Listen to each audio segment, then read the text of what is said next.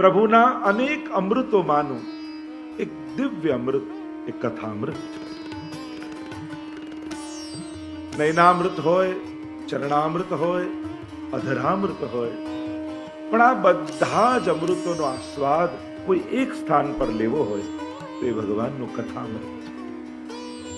અહીંયા પ્રભુ નામ સ્વરૂપે બિરાજે છે અને કલયુગ કેવલ નામ આધારા. કલયુગમાં જેટલું સામર્થ્ય પ્રભુના સ્વરૂપનું છે એટલું જ સામર્થ્ય પ્રભુના નામનું પણ છે. અને એમાં પણ આવું મધુર નામ હોય. એક તો દવા અને એમાં પાછી એટલી ગળી, એક તો ભવરોગ દૂર કરનારી ઔષધિ. નિવૃત્ત તર્ષૈરુપગીયમાનાત ભવૌ સદા છોત્ર મનો વિરામાત કૌત્તમ શ્લોક ગુણાનુવાદાત ઉમાન વિરજ્યેત વિના પશુજ્ઞા. દસમા સ્કંદના પ્રારંભમાં જ કહ્યું કે આ તો ભવૌષધિ છે.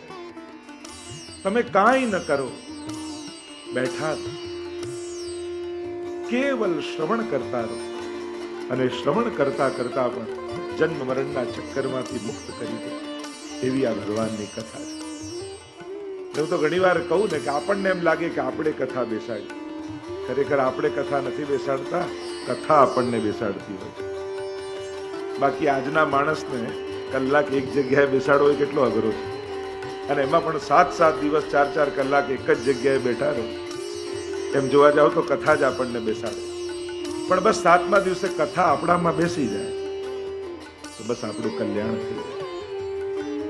ગોપીજનો પ્રભુની આ દિવ્ય કથામૃતની પણ એટલી જ પ્રશંસા કરે છે જેટલી પ્રભુની કરે. કારણ કે પ્રભુની કથામાં પ્રભુ બિરાજમાન છે. જેમ વૈદિક મંત્રોના આહવાન થાય ને મંત્ર આધીન દેવતા છે અને ખેંચાઈને એ દેવતાઓને મંત્રમાં આધીન થઈને સોપારીમાં પણ બેસી જવું પડે. કારણ કે મંત્ર આધીન દેવતાઓને કહ્યા અને એમનું વિસર્જન થાય એટલે પછી મંત્રો દ્વારા જતા પણ રહે. ઘણી વાર લોકોને પણ થતું આમ ગણેશજી સ્થાપન કરે ને ચતુર્થી આવે અને પાછું ગણેશ વિસર્જન કરે ને તો ઘણા લોકોને એમ દુઃખ થતું, ઓ ગણેશજીને આ રીતે આમાં જલમાં મૂકી દીધા અને પછી આ રીતે ઉપાડે, આ રીતે. અરે વિસર્જન મંત્ર દ્વારા થઈ ગયું, પછી એમાં ગણપતિજી હોતા જ નથી. એ તો પછી મંત્ર દ્વારા પધારી ગયા, પછી તો એ કેવલ મૂર્તિ જ છે. દેવતાઓ મંત્રને આધીન છે. ષોડશોપચાર પૂજનમાં આહવાનથી વિસર્જન સુધીનું સમગ્ર વિધિ છે. મંત્ર દ્વારા આહવાને થાય અને મંત્ર દ્વારા વિસર્જન થતું, એ પધારી જાય. પ્રભુ કથાથી ખેંચાઈને આવે. આ કથામાં એવી તાકાત છે, સ્વયં પ્રભુએ વચન આપ્યું છે. ભાગવતજીના મહાત્મ્યમાં તો કહ્યું કે જ્યાં જ્યાં મારી ભગવત કથા થશે ત્યાં હું નિશ્ચિત પધારીશ. અને આ મધુરાષ્ટકની કથા એ ભાગવત કથાથી ન્યૂન્ય નથી, ભાગવત કથાનો સાર છે, એનાથી પણ વિશેષ છે. ભાગવતજીનું દોહન કરીને જે માધુર્ય પ્રગટ થાય એ તો આ મધુરાષ્ટક છે. અને એટલા માટે આ મધુરાષ્ટકની કથાના શ્રવણથી પણ જે ભાગવતજીનું ફલ છે એ ફલ તો મળે જ છે, અધિકમાં ભગવત પ્રેમ સંપાદન થાય. મંડલ મધ્ય વિરાજત ગિરધર નાહમ વસામિ વૈકુંઠે યોગીનામ હૃદયન ચ મદભક્તા યત્ર ગાયંતી તત્ર તિષ્ઠામિ નારદ. જ્યાં મારા ભક્તો મારા ગુણગાન કરતા હોય ત્યાં હું હોઉં છું. જે 6 ગુણ ભગવાનમાં છે એ 6 ગુણ કથામાં પણ છે. તપ્ત જીવનમ, સંસારથી તપેલો જીવ શાંતિ પામે છે. અહીંયા ગંગા તો નિગમ કલ્પતરોર ગલિતમ ફલમ, એવું કથામાં છે. કલ્મશાપહમ, સર્વ કલ્મશો ધોવાઈ જાય. કથાથી નીકળો એટલે સમસ્ત પાપ નિર્મૂલ થઈ જાય. 7 દિવસની કથા હોય. જે વારે તમે કથા સાંભળો, આજે કયો વાર છે? ગુરુવાર. ગુરુવારે કથા સાંભળી, જીવનમાં જેટલા ગુરુવાર તમારા આવેલા અને એ દરમિયાન જે કોઈ પણ અપરાધ થયા હતા એ આજે બધા જ સમાપ્ત થઈ ગયા. શુક્રવારે કથા સાંભળશો, શુક્રવારના થઈ જશે. જે દિવસે નહીં આવો એ દિવસની જવાબદારી તમારી, એટલા બાકી રહી જાય. બાકી જે દિવસે તમે શ્રવણ કર્યું આજ સુધીના સમસ્ત અપરાધો અને ભગવાનના વચનો છે, શાસ્ત્રોના વચન છે. કલ્મશાપ ગોપીજનો કહે છે કે આ ગુણગાન કરવા માત્રથી સર્વ કલ્મશો સમાપ્ત થઈ જાય. શ્રીમદાતતમ એવી કથા ભગવાન, અને એમાં પણ મધુરાષ્ટક જેવી દિવ્ય ગાથા હોય, આવો રસ પીવાનો હોય તો એની અધિકતાની તો શું ચર્ચા કરી. શ્રી મહાપ્રભુજી પોતે મધુરાધિપતિ, પોતે મધુરા એટલે રાધા છે, અને મધુરાધિપતિ એનો આસ્વાદ કરી રહ્યા છે. મધુરાષ્ટકના પ્રભુ પરક પણ અર્થ થાય, મધુરાષ્ટકના શ્રી વલ્લભ પરક પણ અર્થ થાય, મધુરાષ્ટકના શ્રી યમુનાજી પરક પણ થાય. આ બધા જ મધુરા છે, માધુર્ય યુક્ત છે. જેમ સતની સૃષ્ટિ હોય છે, જેમ ચિદની સૃષ્ટિ હોય છે, એમ આ પુષ્ટિ સૃષ્ટિ એ આનંદાંશનો વિસ્તાર છે.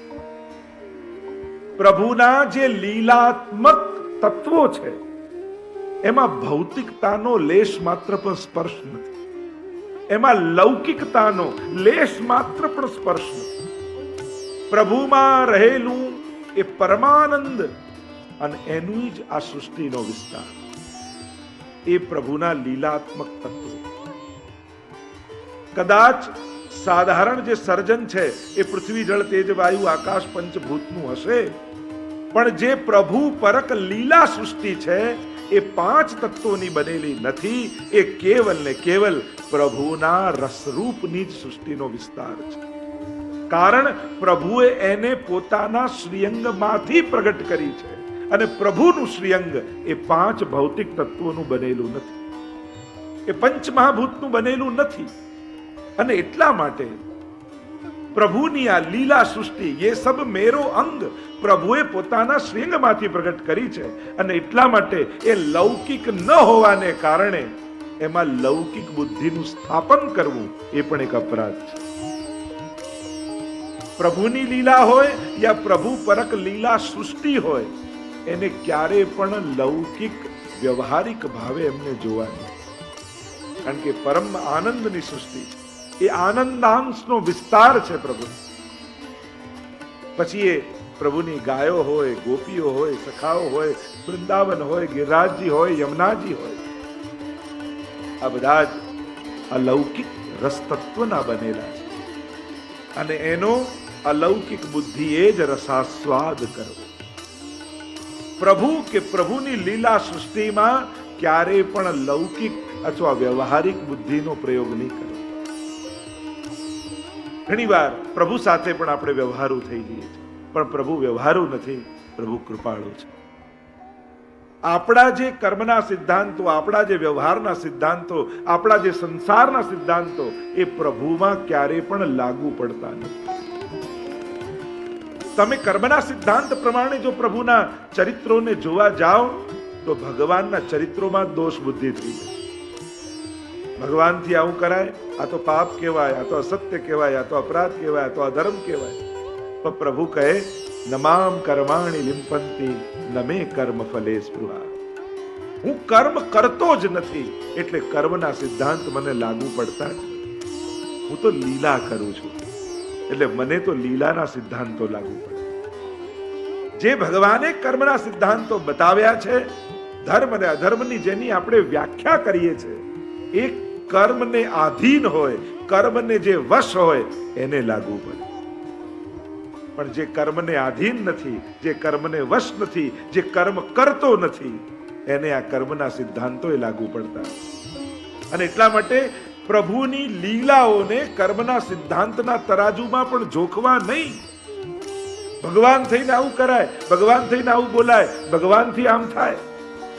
ભગવાનથી જ આવું થઈ શકે, માણસથી ન થાય. કારણ તું કર્મના વશની જાળમાં ફસાયેલો છે, અને એટલા માટે તારે કર્મ ભોગવવા પડે છે જ્યારે જ્યારે કર્મ કરે છે. અને એટલા માટે ભગવાન પ્રગટે છે, કૃપા કરીને ભક્તોને વશ થઈને આવે છે, અને જીવ વિવશતાથી આવે. ભગવાન વશ થઈને આવે અને જીવ વિવશતાથી આવે, પરવશ થઈને આવે, કારણ કે એ કર્મને આધીન છે. પણ જ્યારે ભગવાનનો થઈ જાય તો એ કર્મથી મુક્ત થઈ જાય. એને શરણાગત થઈ જાય તો એને કર્મના સિદ્ધાંતો લાગુ નથી પડતા. તો જે વાત કરી રહ્યો છું આખી માધુર્યની સૃષ્ટિ છે, રસમય અને આનંદમય સૃષ્ટિ છે.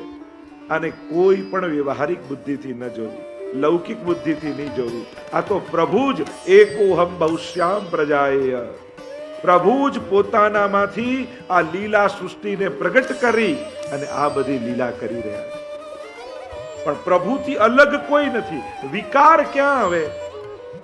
જ્યાં બે હોય. જ્યાં એક જ છે ત્યાં કોઈ વિકાર નથી, કોઈ કામ નથી, કોઈ દોષ નથી. આજ હાથ આ હાથને પકડે એમાં કયો વિકાર? કોઈ વિકાર નથી.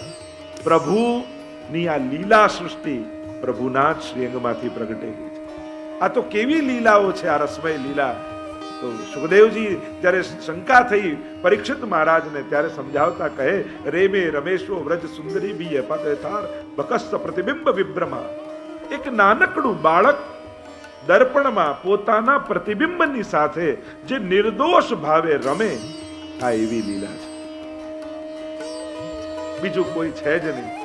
દેહ જુદા જુદા, આકૃતિ જુદી જુદી કદાચ દેખાય. કોઈ સ્ત્રીની આકૃતિ દેખાય, કોઈ ગાયની આકૃતિ દેખાય, કોઈ પર્વતની આકૃતિ દેખાય, કોઈ નદીની આકૃતિ દેખાય, પણ આકૃતિ નહીં, એ તો સ્વરૂપ સાથે આનંદ. અને સ્વરૂપ ભગવાનના જ શ્રીંગમાંથી પ્રગટેલું છે. શ્રી મહાપ્રભુજી પોતે પ્રભુના માધુર્યનો અનુભવ કરી રહ્યા છે. અને એ પ્રગટેલું મૂર્તિમંત માધુર્ય શ્રીજી રૂપે શ્રી વલ્લભના હૃદયમાં, વલ્લભના રોમ રોમમાં સમાઈ ગયું. અને પ્રગટેલો રસ એનો સ્વભાવ અભિવ્યક્તિ છે, આનંદનો સ્વભાવ અભિવ્યક્તિ છે, પ્રેમનો સ્વભાવ અભિવ્યક્ત થવું છે. અભિવ્યક્ત થયા વગર રહે નહીં. જ્યારે કોઈ પણ આનંદ થાય, ક્યાં ગાવાનું કહ્યું છે? આનંદ અભિવ્યક્ત થયા વગર રહે જ નહીં. કોઈ એમ કે નંદ મહોત્સવ અદબ મોં પર આંગળી રાખીને કરો તો થાય? પછી નંદ મહોત્સવ જેવું લાગે? આનંદને તો અભિવ્યક્તિ દ્વારા જ પૂર્ણતાનો અહેસાસ